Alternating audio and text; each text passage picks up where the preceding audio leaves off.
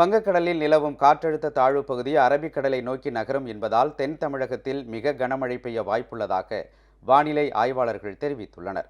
தென்மேற்கு வங்கக்கடல் மற்றும் அதை ஒட்டிய இலங்கை கடலோர பகுதிகளில் நிலவும் காற்றழுத்த தாழ்வு பகுதி இன்றிரவு முதல் தென் தமிழகத்தை நோக்கி நகரும் என்றும் அதன் பிறகு அரபிக்கடலை நோக்கி நகரும் என்று கூறப்படுகிறது.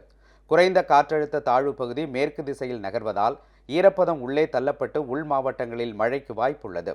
தென் தமிழக மாவட்டங்களான தூத்துக்குடி, தென்காசி, விருதுநகர், தேனி, கன்னியாகுமரி, நெல்லை மாவட்டங்களில் கனமழை பெய்யும். சென்னையை சுற்றி மழை மேகங்கள் காணப்படுவதால் சென்னையில் இன்று மழை பெய்வதற்கான வாய்ப்புள்ளது. குமரிக்கடல் பகுதியில் தற்போது நிலவும் காற்றழுத்த தாழ்வு பகுதி அரபிக்கடல் நோக்கி நகர்ந்தவுடன் 5 நாட்களுக்கு பிறகு தென்மேற்கு வங்கக்கடலில் புதிய புயல் சின்னம் உருவாக வாய்ப்புள்ளது என்றும் வானிலை ஆய்வாளர்கள் தெரிவித்துள்ளனர்.